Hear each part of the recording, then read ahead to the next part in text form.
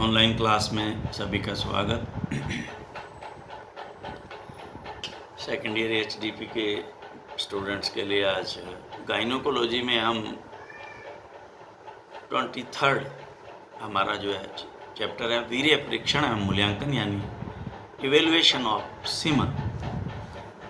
जो हमने सीमन अभी पीछे देखा ना, आर्टिफिशियल वेजाइना में कलेक्ट किया, आर्टिफिशियल वेजाइना में तो नहीं किया लेकिन आर्टिफिशियल वेजाइना से ग्रेजुएटेड ट्यूब में जो हमारे पास आया, अब उसका इवेल्युएशन करना है कि वो है कैसा, काम में लेने योग्य है या नहीं है, कैसा है वो। तो ये यहाँ से हमें ये पूरी आज जानकारी हम इसके बारे में प्राप्त करेंगे। तो उसमें वीर्य को परीक्षण, परिरक्षण,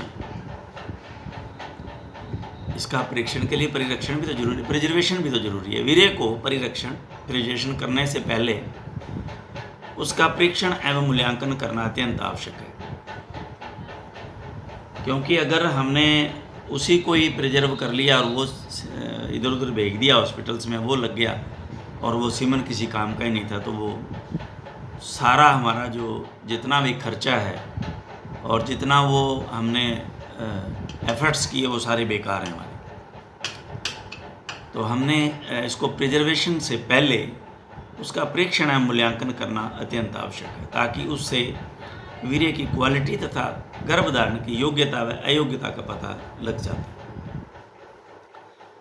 वीर्य कृत्रिम रूप से इकट्ठा करने के बाद जितना जल्दी हो सके उतना ही उसका मूल्यांकन उतना जल्दी कर लेना चाहिए।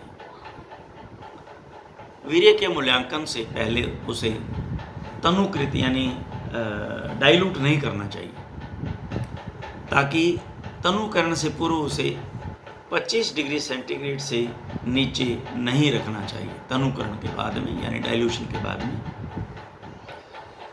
वीर्य के मूल्यांकन के लिए मुख्य रूप से निम्न जांच की जाती है। पहला है अपीयरेंस, देखने से। उसके बाद में उसका कलर है, उसका वॉल्यूम है, आयतन है, कितना उसमें ग्रेजुएटेड वो जो हमारे पास ट्यूब है वो बता देगी वो तो कितना है वॉल्यूम। कलर देख लेंगे, अपीयरेंस उसका कैसा है वो देख लेंगे। अब इसके अंदर आता है शुक्राणुओं की ग्रुप गतिशीलता की जांच, मास मोटिलिटी और test of spermatozoa.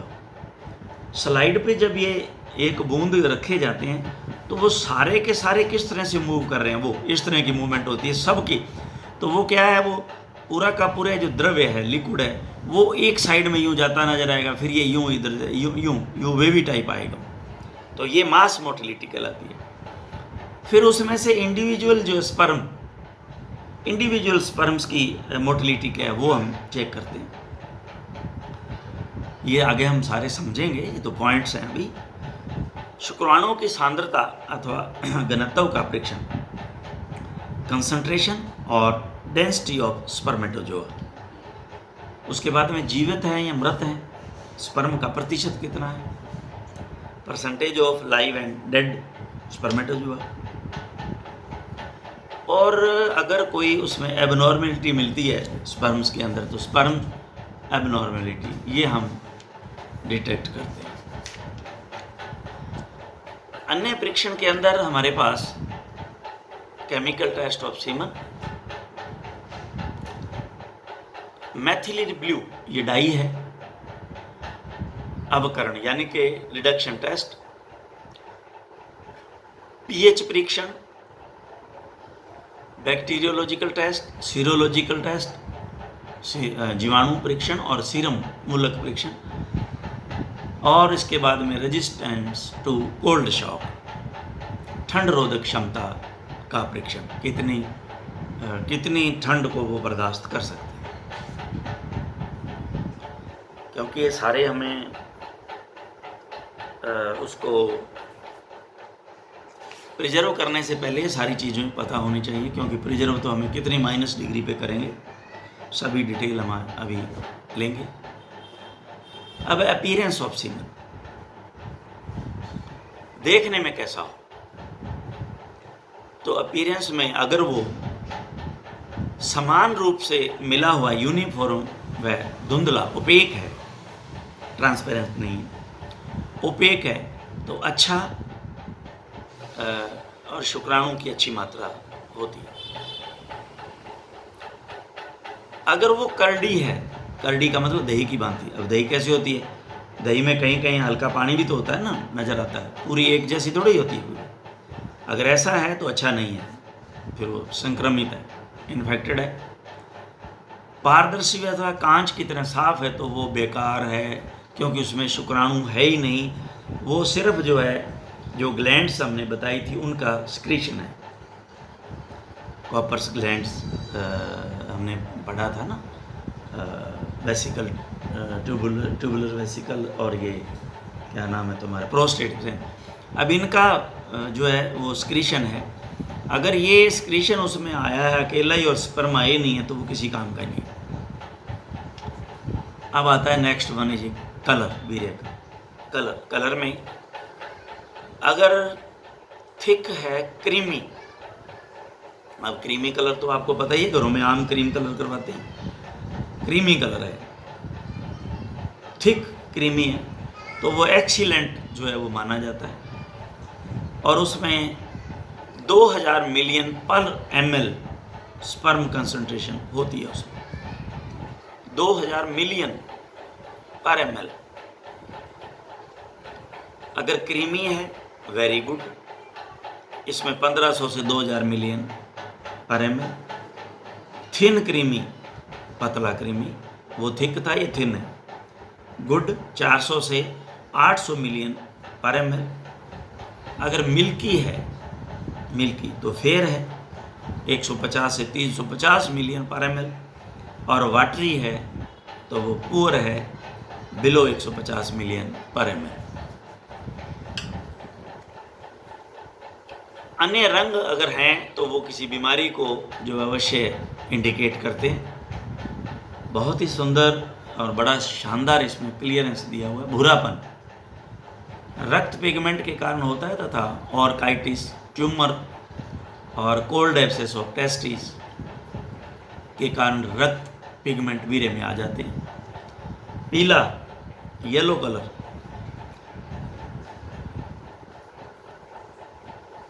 Yellow colour आ गया तो यह सेमिनल वेसिकल अभी हमने में उपस्थित फ्लेविन नामक के कारण में आता है और यह थोड़ी देर रोशनी में रखते ही गायब हो जाता है।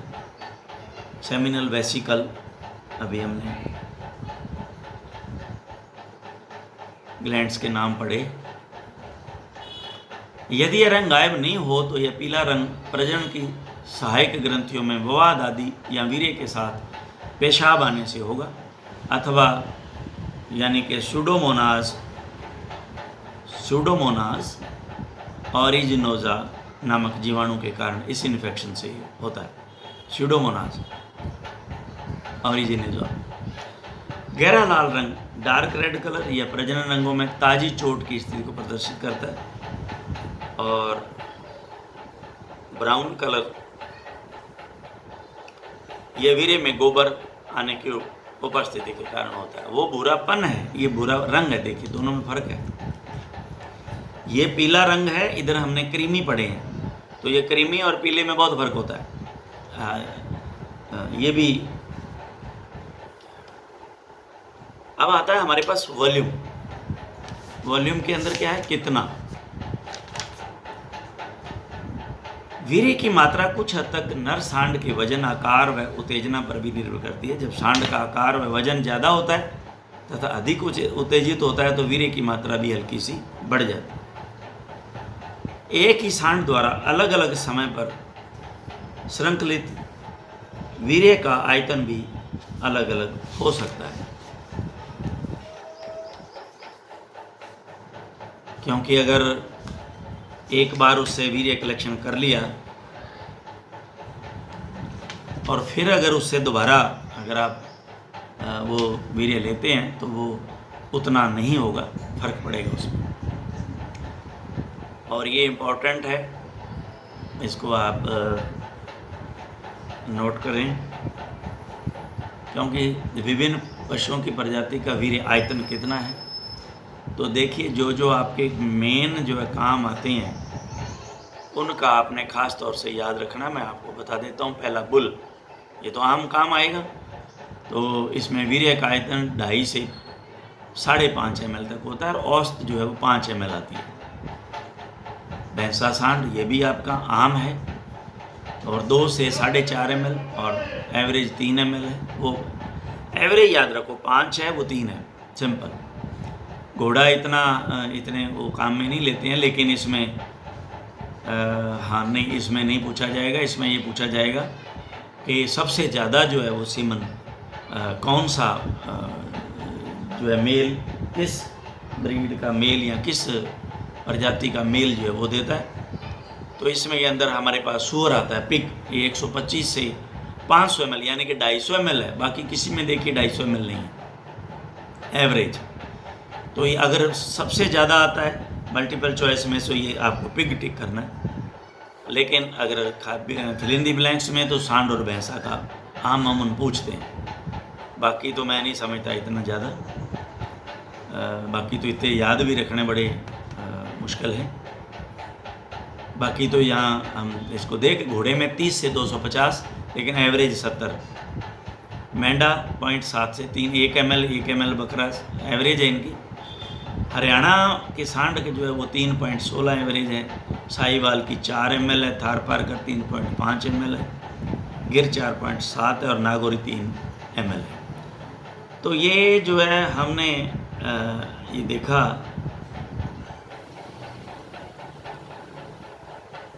क्योंकि मैं इसलिए इसको मैं बता रहा हूँ आपको कि ये आपको ये फिल इन द ब्लैंक्स में आता है। चाहे तो वो सांड का पूछ लें, भैंसा सांड का पूछ लें, चाहे वो घोड़े का पूछ लें।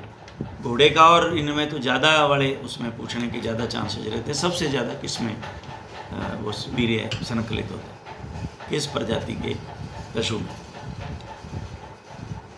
अब इसमें आता है विभिन्न प्रजातियों के वीर्य गुण एवं वीर्य की मात्रा। अब इसमें है सांड का वीर्य, पहला हम ले लेते हैं। ये अपारदर्शी, एक समान, क्रीम के रंग जैसा सफ़ेद तरल पदार्थ के रूप में है। अच्छे ताजे वीर्य को आंख से देखने पर उसमें समुद्र की भांति लहरें उठती दिखाई देगी, क्योंकि वो मास मोटिलिटी है। मास मोटिलिटी है, कभी यूँ इधर जाएगा सारा लिक्विड, कभी इधर जाएगा, यूँ समुद्र की तरह लहरें उठती हुई नजर आएंगी। सांड एक बार में औसतन 5 ml वीर्य देता है। अब इसकी pH है, ये भी पूछा जाता है कई बार, अंडरलाइन करना है इसको। 6.7 यानी कि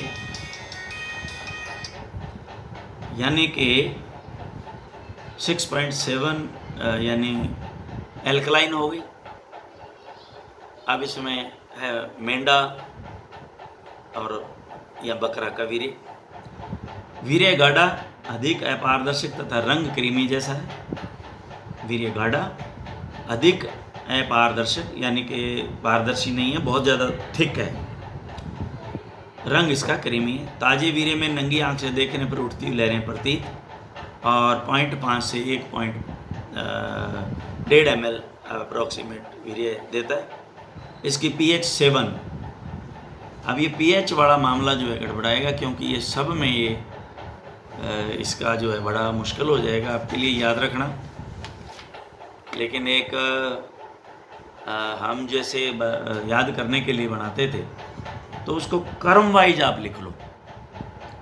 कर्म वाइज कैसे? कम से ज़्यादा बढ़ते कर्म में, तो आपको तुरंत याद आ जाएगा। ये हम ऐसे ही याद करते थे इनको, बढ़ते हुए कर्म में याद कर लो। इसमें तो उल्टा लिख रखा है ना इन्होंने, ये बीच बीच में ज़्यादा वाले दे रखे हैं। तो जैसे इस सुअर को ऊपर ले जाओ, ऊपर लिखो, और फिर उसके बाद घोड़ा लिखो, फिर इधर देखो एवरेज में किस किस का कैसे कैसे, तो ऐसे ऐसे चलते चले जाओ। ये एक बहुत अच्छा तरीका है याद करने का। तो आपके माइंड में ये रहेगा कि मेरी जो सारणी बनाई है वो इस तरह से है, तो वो नाम कहाँ से अप्रोक्सीमेट आ रहा है। तो अप्रोक्सीमेट में थोड़ा सेट आगे pH लिख लो, इसके आगे इसकी pH लिखते चले जाओ, और कोई चारा नहीं है इसका। घोड़े का वीर्य, इसके वीर्य का रंग भूरा या सफ़ेद होता है, अथवा भूरापन लिए हुए सफ़ेद ये लहरों रहित होता है। देखिए इसमें वो नहीं, मास मोटिलिटी का लहरें नहीं उड़ती। एक बार में 50 ml वीर्य देता है। इसके वीर्य की pH 7 से 8 तक होती है। सूअर का वीर्य, इसके वीर्य का रंग भूरा एवं सफेद होता है। देखने में लहरों का पूर्ण अभाव होता है। एक बार में 200 से 250 ml। ये अभाव क्यों होता है? क्योंकि बहुत ज़्यादा होता है, बहुत ज़्यादा होता है। वीर्य का pH 6.8 से 7.2 होता है। अब देखते हैं इनमें ग्रुप जो है मास मोटिलिटी या ग्रुप मोटिलिटी क्या होती है। मास मोटिलिटी टेस्ट ऑफ स्पर्मेटोजोआ। इस जांच में ये पता लगता है कि एक साथ समूह में कितने शुक्राणु गतिशील हैं, उनकी गति कितनी तेज है, क्योंकि गर्भाधान के लिए शुक्राणुओं का अंडाणु तक पहुंचना जरूरी होता है। सूक्ष्मदर्शी द्वारा जांच करने पर माइक्रोस्कोप में जब स्लाइड पे रख के देखते हैं तो ये नजर आता है, दिखाएंगे आपको कितने शुक्राणु जीवित हैं, कितने शुक्राणु गतिहीन हैं लेकिन मरे हुए नहीं हैं, गतिहीन हैं लेकिन मरे हुए नहीं, और कितने शुक्राणु मरे हुए हैं। जब सांड को लंबे समय तक प्रजनन में काम में नहीं लेते हैं तो उसमें ज्यों ही लंबे प्रजननाराम के बाद में सीमन लेते हैं तो उसके शुक्राणुओं में गति कम होती है तथा मृत शुक्राणु भी ज़्यादा होते हैं। इस गतिशीलता पर निम्न कारक असर डालते हैं: लंबा प्रजनन विश्राम, मौसम, बसंत व ऋतु, बसंत ऋतु में स्पर्म में गति ज़्यादा, मौसम के अनुसार जो है बसंत ऋतु में स्पर्म में गति ज़्यादा होती है तथा तेज गर्मी, अधिक तापमान में तेज ठंड के कारण स्पर्म की गति कम हो जाती है। जब सारे शुक्राणु एक साथ गति करते हैं तो हल्की लहरें, भंवर यानी कि वेव्स एंड एडीज बनती हैं। गति देखने की विधि: ताजे एकत्रित वीर्य की एक बूंद को स्लाइड पर रखकर लो पावर के गिलास में सूक्ष्मदर्शी से देखते हैं तो लहरें व भंवर के आधार पर वीर्य को निम्नलिखित प्रकार से वर्गीकृत करते हैं। सूक्ष्मदर्शी में देखने पर सीमन में लहरों की गति बहुत तेज, लहरें ऊपर उठती, आगे की तरफ बढ़ती तथा भंवर बनाती हुई। भंवर कैसे होता है? आपने देखा होगा कभी नहर में, किसी नहर के जो है जहाँ पर वो मोगा लगा हुआ होता है, जहाँ से आउटलेट लगा होता है, जहाँ खाड़े में पानी जाता है, वहाँ खड़े हो तो वहाँ आपको वो भंवर दिखाई देगा। यूँ पानी प्रेशर से जाता है ना, तो ये इस तरह से घूमता हुआ यूँ उसके अंदर आपको जाता हुआ नजर आएगा, वो भंवर कहलाता है। घुमाव यानी कि घुमाव लेते हुए। 100% शुक्राणुओं का जीवित होना और एक्सीलेंट है, इसमें +5 जो है वो दिए गए ग्रेडिंग में।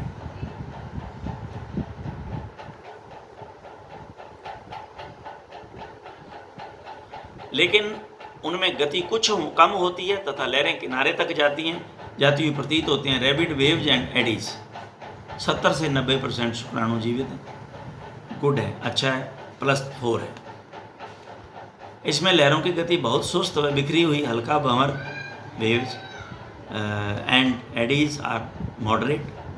50 से 70% शुक्राणु जीवित, ठीक है, फेयर है, +3 में आता है। बस इसके बाद के सारे खराब हैं, कोई काम में नहीं लिए जाते +3 के बाद। इस प्रकार के वीर्य में लहरें में भंवर स्पष्ट नहीं, लेकिन शुक्राणु गतिशील, लौटते पोटते हैं। No waves and eddies but sperm are motile and in oscillatory motion. Oscillation क्या होता है? ऑसिलेटरी मोशन, यूँ, ये ऑसिलेटरी मोशन है। यूँ नहीं आगे भागते, यूँ किए रह रहे, पड़े पड़े यूँ कर रहे हैं। ऑसिलेशन, आप घड़ी जो देखी है आपने लगी हुई जिसमें वो पेंडुलम होता है, तो वो ऑसिलेटिंग कर रहा है, यूँ यूँ, दैट इज ऑसिलेटरी। पुअर। इस प्रकार के वीर्य में शुक्राणु एक जगह ही लौटते पोटते रहते हैं। Oscillatory motion seen in semen. 20% जीवित हैं, बहुत खराब, +1। और इस प्रकार के वीर्य शुक्राणु मृत अवस्था में होते हैं, कोई हलचल नहीं दिखाई देती, तो सभी शुक्राणु मृत, ऑल डेड। और इसका काय का है 0 ग्रेडिंग दी गई है, इसको कुछ भी नहीं इसके अंदर। तो अब हम एक स्पर्म की गति, एक स्पर्म की गति,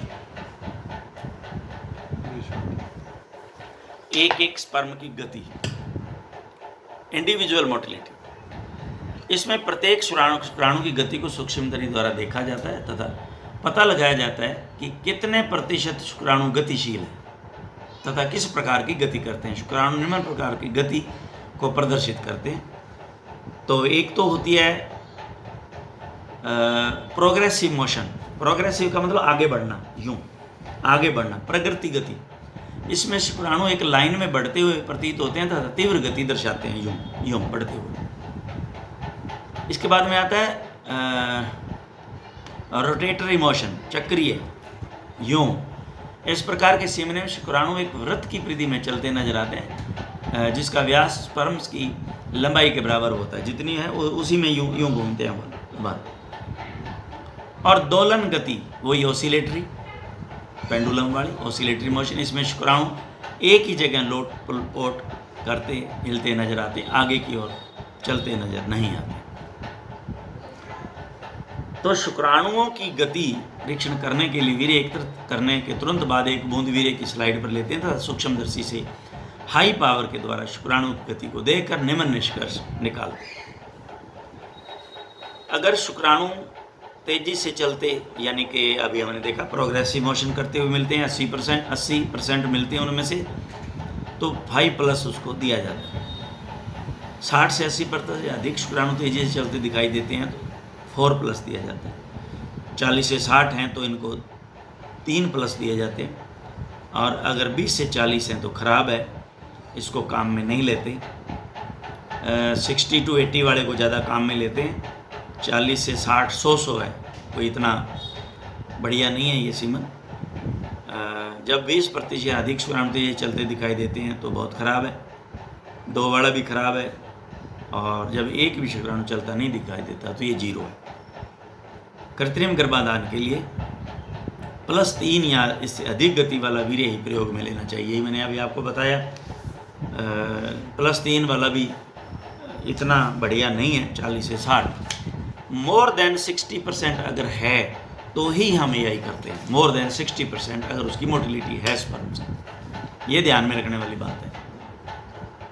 इसको ही आप याद रखें, मोर देन 60%। तो 40 to 60% वाले में तो आई नहीं ना, मोर देन 60%, तो वो +4 में आई है। तो अब हमारे पास नेक्स्ट जो है, इसको हम शुक्राणुओं की कुल संख्या ज्ञात करना, शुक्राणु सांद्रता परीक्षण, ये हम हमारे नेक्स्ट जो है वो लेक्चर में हम इसको लेंगे, क्योंकि ये पूरा का पूरा हम एक लेक्चर में आगे इसको आई थिंक ये कंप्लीट कर लेंगे। ऐसा लग रहा, हाँ यस हो जाएगा ये हमारे एक अगले लेक्चर के अंदर, इसको ठीक कर लेंगे। Thank you very much.